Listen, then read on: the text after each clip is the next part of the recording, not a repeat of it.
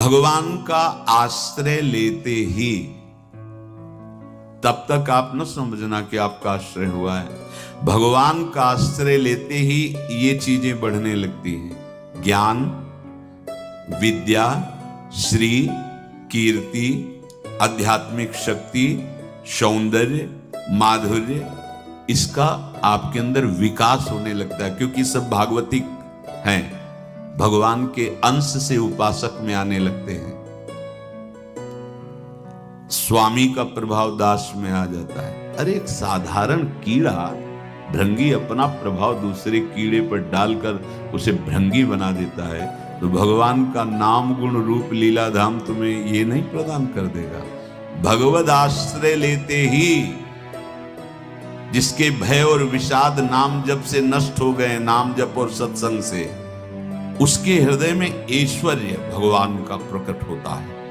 तो बाह्य और आंतरिक दोनों वो ऐश्वर्यवान होता है। ज्ञान, विद्या, श्री, कीर्ति, शक्ति, सौंदर्य, माधुर्य, ये प्रकाशित होने लगता है। बिना किसी बनावट श्रृंगार के उसके चेहरे पर आकर्षण होता है, देखते ही हृदय लुभायमान हो जाता है।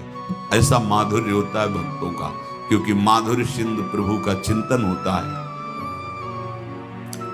जो भगवान के आश्रित है उसे भय की तो कोई गुंजाइश ही नहीं है, कोई गुंजाइश नहीं। क्यों? क्योंकि वो भगवान सर्वशक्तिमान उसकी रक्षा में रहते हैं।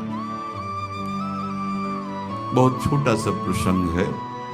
एक नीलांबर दास नाम के महान भक्त हुए हैं।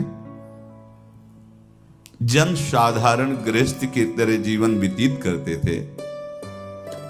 एक दिन उनको सत्संग सुनने को मिला।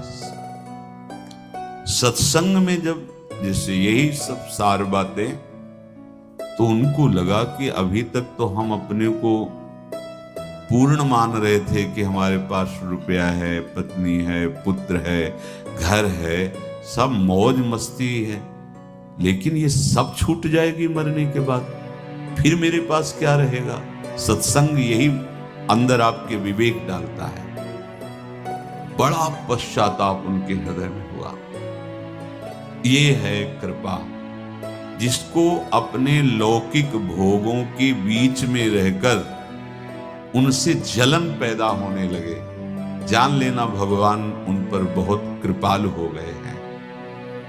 उनके हृदय में प्रार्थना जागृत हुई, प्रभु कोई साधन भजन नहीं जानता, अभी तक तो गृहस्थी के भोगों में और भोगों के संग्रह में मुझे ऐसा लगता रहा कि मैं पूर्ण हूं। पूज्य श्री सूरदास जी के शब्दों में मानो नीलांबर दास जी की ही प्रार्थना हृदय से